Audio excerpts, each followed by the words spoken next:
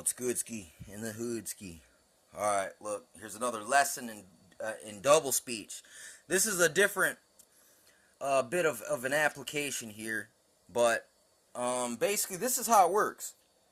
This is what the definition of a bigot is: a person who is intolerant towards those holding different opinions. So therefore, to call someone a bigot in all actuality makes you a bigot. It just did that fucking same thing again.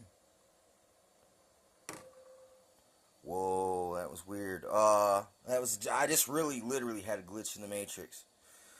But since it already happened once, I stopped it before it actually went through. This freaking thing can recognize everything I'm saying, like for sure. Anyway, Naomi Wolf made a video called "The End of America," and it's basically about 10 steps that every nation made before it went tyrannical, and it's led to its own demise. And one of them is redefinitions of terminology. Like the word terrorism used to mean someone from a foreign country who is using some kind of violence, who is using violence as a way to force his will upon a government.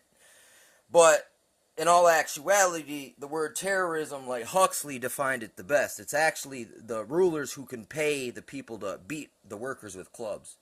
That's the real definition of terrorism, is being beat with the club if you don't do what the ruler says, or the king, or the whoever, the pope, the priest, the gang leader, whatever it is. That's the use of the threat of violence. If you don't do what we say, this is gonna happen to you. We're gonna put you in jail. We're gonna give you tickets. We're gonna give you a record. You never get a job again. You're never gonna work in this town again. They do that. That's called blacklisting someone too. What the fuck? I did not hit anything. You just saw that. Google just came on its own. I'm glad I had this recording.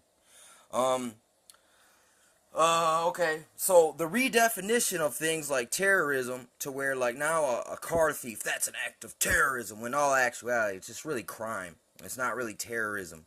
But if it was carjacking, they use terrorism by threat of the gun and ripping someone out of the car. That's using terrorism for a criminal end. But when you use terrorism like a false flag attack, that's for a political end. You see the difference there. It's like one motivation is personal, and another one is for like a group or a cause or an ideology.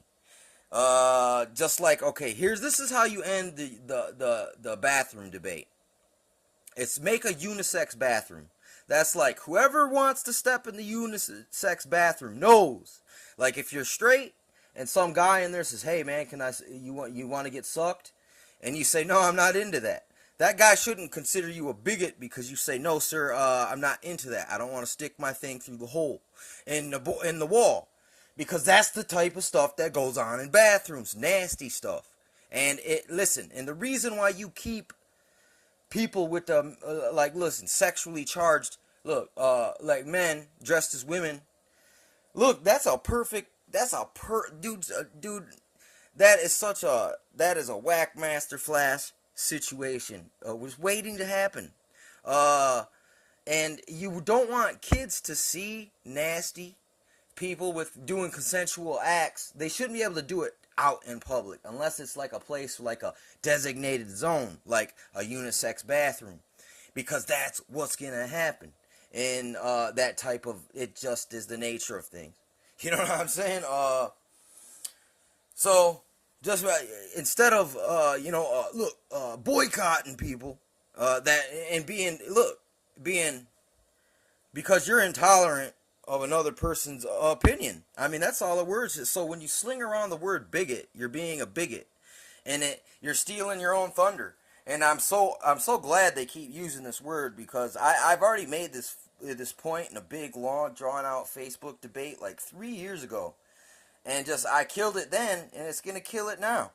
It's just the fact of calling someone a bigot makes you a bigot. You know what I'm saying? Just because you call someone a terrorist doesn't make them a terrorist. In all actuality, if you're threatening them with violence if they don't submit to your will, you're the terrorist. You know what I'm saying? It's just, It's it's crazy, man. This double speech, like I said, listen, politics.